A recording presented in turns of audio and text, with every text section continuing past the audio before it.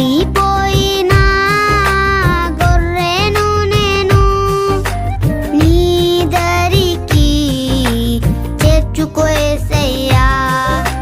తప్పిపోయినా గొర్రెను నేను నీ దరికి చేర్చుకో యేసయ్యా. యజమానుడా నా యజమానుడా నీవు తప్ప నాకు ఎవరు లేరయ్యా. యజమానుడా నా యజమానుడా.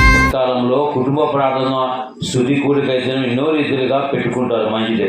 ఇక్కడ చూసినట్లయితే యెహోవాకు కృతజ్ఞతాస్తులు చెల్లించుడి, ఆయన నామాన్ని ప్రకటన చేయుడి, జనములలో ఆయన కార్యములను తెలియజేయుడి అనే మాట ఈరోజు ఎన్నిసార్లు చదివినప్పుడు కూడా వాక్యము మనకి కొత్త ధనముగా, ఒక మనిషికి ఒక పాఠం, ఒక ఆత్మీయంగా బలపడడానికి కింద పోయిన సందర్భాలు లేవనెత్తేది వాక్యం.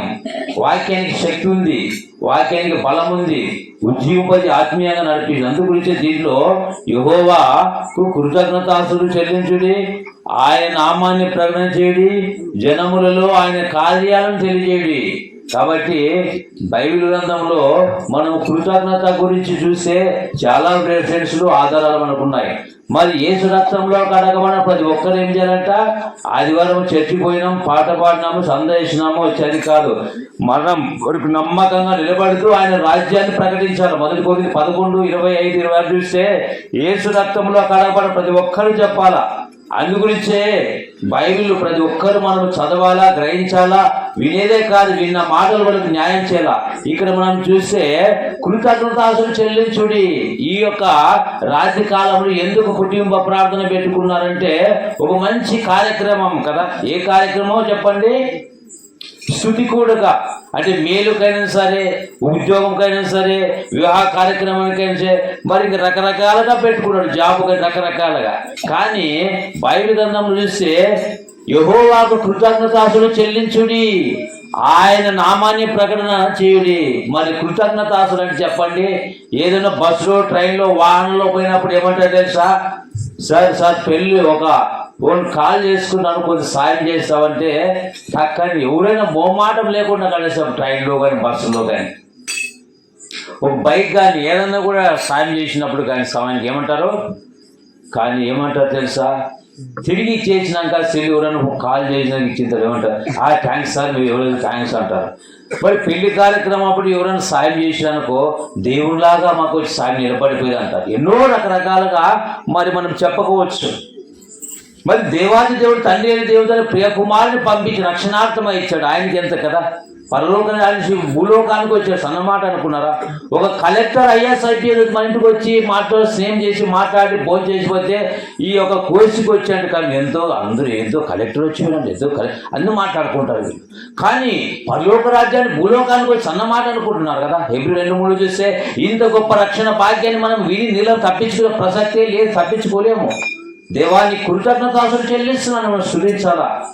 ఒక ఏ విషయంలో అయినా కూడా కదా, స్తుతి కూడికం అయితేనేమి, మ్యారేజ్ ప్రోగ్రామ్ అయితేనేమి, ఇంకా ఏ జాబ్ వచ్చినా సరే, ఏ విషయంకైనా కూడా మనం ఏం చేయాలంట?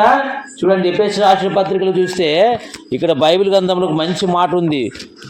పరిశుద్ధ గ్రంథం యందు కొత్త నిబంధన ఎఫెసీయులకు రాసిన పత్రిక చూసినట్టయితే బైబిల్ మంచి మాట రాయించాడు. ఒకసారి ఎఫెసీయులకు రాసిన పత్రిక చూడండి, ఏముందంటే 4వ అధ్యాయము నేను తీస్తాను, నేను మీకు చెప్తాను. ఎఫెసీయులకు రాసిన పత్రిక 5వ అధ్యాయము 20వ వచనం చూడండి పిల్లరా. ఏముందో 5:20. మన ప్రభువైన యేసుక్రీస్తు పేరిట సమస్తమును గూర్చి తండ్రి అయిన దేవునికి ఎల్లప్పుడూ కృతజ్ఞతాస్తులు చెల్లించుచు క్రీస్తునందలి భయముతో ఒకరినొకరు ఏం చేయాలంట? లోబడి. ఎంత గొప్ప మంచి మాట, దేవునికి స్తోత్రం కలుగు. అందు గురించే మరి కృతజ్ఞతాస్తులు చెల్లించే వారముగా మనం ఉంటున్నాము. అంటే బల్లాడనప్పుడు కృతజ్ఞతాస్తులు అంటారు. మరి అంటే అడుకోవడం కాదు, దేవుడు చేసిన మన శృతిచ్చుట, దేవా గడిచిన దినమంతా కాపాడు, ఎన్నో మేలు చేసి కృతజ్ఞతలు చెల్లించుట కదా. మొదటి దశ 2:5 చూస్తే ప్రతి విషయమునందనే మాట కనబడుతుంది, కృతజ్ఞతలు చెల్లించుడి కదా. కాబట్టి ప్రతి విషయమునందును, ఏ విషయంలో కదా, మేలుకైనా సరే కీడుకైనా సరే, ప్రతి విషయం ముందు భోజనం చేసేటప్పుడు, నువ్వు టీ తాగేటప్పుడు, టిఫిన్ చేసేటప్పుడు, రాకపోక అన్ని విషయాల్లో దేవుడు ఎన్నోసార్లు కాపాడుతూ వచ్చాడు. కాబట్టి దేవునికి మహిమార్థంగా మన దేహాలు మనము దేవునికి మహిమకరంగా బతకాల, దేవుని స్తుతించాలి కదా. కొరింథీ రాష్ట్రపతికి 10:31 చదవని ముగించుకుందాం. ఎఫెసీ 5 చదివారు కదా, 10:31 ఏముంది కొరింథీ రాష్ట్ర పత్రిక 5:16 ప్రతి విషయం మొదటి దేశంలో రాష్ట్రం 5:16 ఒకే చూసుకోవచ్చు, రౌండ్ అప్ చేసుకోవచ్చు కావాల్సే. కాబట్టి మీరు భోజనం చేసినను పానం చేసినను మీరేమి చేసినను ఏంటట సమస్తమును దేవుని మహిమార్థం యూదులకైనను కదా. ప్రభు అయిన ఏది చేసినానో ప్రభు మహిమార్థం చేయాలి కదా. అందుగురించే మొదటి కొరింథీ 10:31 ఇవన్నీ చూసుకుంటే చాలా మంచి మాటలు, నిన్ను బలపరిచే మాటలు. నువ్వు ఏ విషయంలో సరే, జాబ్ వచ్చిందా, ఓకే, దేవునికి స్తుతి కూడిక కదా.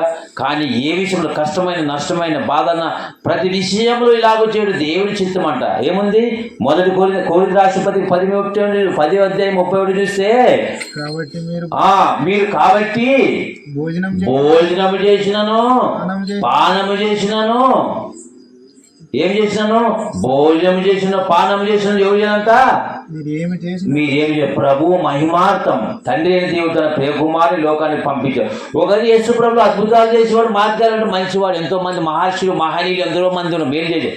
యేసు ప్రభు ఈ లోకంలో ఎవరు చేయని త్యాగం చేశాడు. ప్రపంచ మానవునికి మోక్షం, శకానికి దినానికి మోక్ష ప్రదాత ఆయన ద్వారా.